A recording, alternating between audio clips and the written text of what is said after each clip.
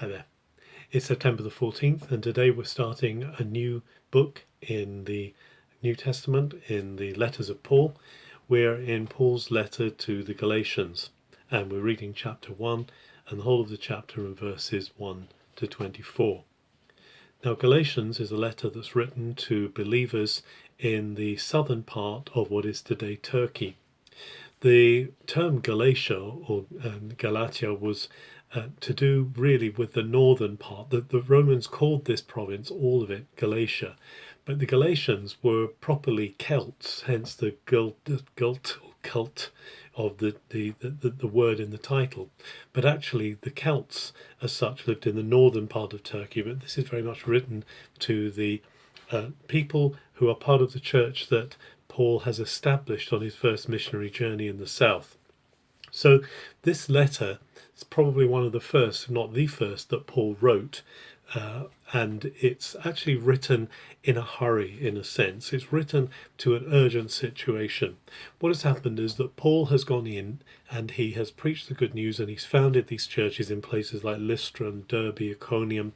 And then when he's come back to Jerusalem, others have come in behind him, and they're basically spreading the idea that Paul isn't really a real apostle, because he hasn't been one of those who's been with Jesus. He's only seen Jesus afterwards, and actually the real authorized apostles are Peter and James and John and so on, and they're coming from them. And what they're saying is, Paul only gave you part of the story. What you didn't hear was that you also have to be initiated into Jewish tradition. You have to be circumcised, you have to keep the laws, you have to keep the food laws, you have to keep Sabbaths, you have to do all of these things in order to be part of God's people. So Paul is really coming in very strong into this situation. He's speaking into it as these what we call Judaizers are coming in rapidly behind him and denigrating his ministry, but also trying to get the Galatians, these Galatian churches, these southern Turkish churches, to do things the Jewish way. So Paul starts off with a greeting. He describes who's sending the letter. It's Paul, an apostle, and he's actually saying apostle from God. He doesn't need man's authority. God himself has authorized Paul with his message.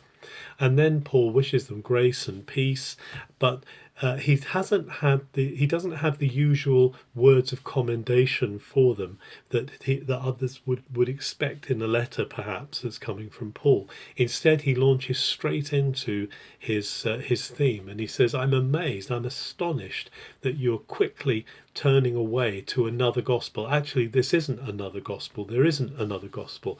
He says very strongly, if anyone brings another gospel to you or claims another gospel, let them be, and the Greek word he uses is anathema, means let him be cursed, let him be cut off. And so this is very strong. Paul feels very strongly about these interlopers who are coming in to try and mislead the Galatians. And Paul actually at this point presents his own story, and he says, look, I know what it is to be encased in Judaism. I know what it is to be rooted in Judaism. After all, I'm a Jew myself. I grew up and I persecuted the church in the zeal of my Judaism. I persecuted the church of the Messiah, and I went after them, and I was given authorization to go and persecute the church. But God met me. God, who called me from my mother's womb. This is interesting that Paul is saying that his call still embraced all of his life in Judaism. God had purpose through it, but he wanted to rescue him from it. And so through God's grace, he appointed Paul, he called Paul as the apostle, as the envoy to the nations. And the word, we call it Gentiles, perhaps in English, but actually the word in the Greek is to the nations. Paul is called to all of those nations that are beyond the Jewish people.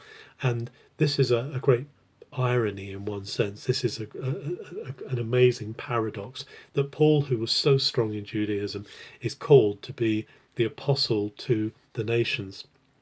And he makes clear here that he received this call from God personally. He received it when he was in Damascus.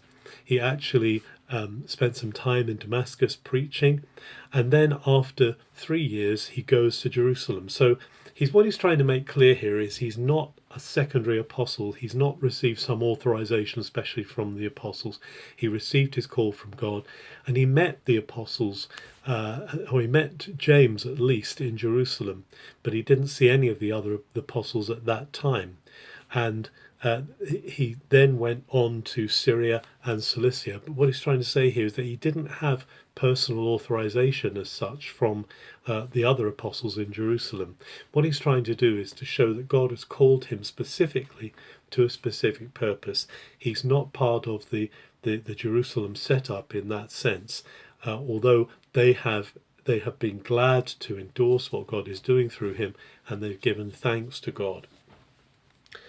We need to recognize very quickly from what Paul is talking about here that it is by grace we come to Jesus. It's not by our effort, it's not by doing things, it's not by our traditions, it's only by the grace of God. And Paul is going to make that very clear as he unpacks this letter to the Galatians. It's possible that the letter to the Galatians was written just before, or even in the opening days of the Council of Jerusalem of Acts 15, where there was going to be a decision made that believers in Messiah who were not Jews did not have to follow the Mosaic code.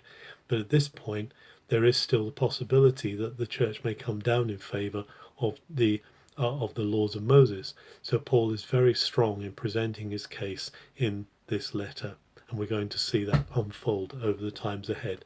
But let's hold on to this fact with thankfulness in our hearts, that it's through grace. It's not through what we do, it's what is already being done. It's not who we are, it's whose we are in Jesus. Have a very good September the 14th.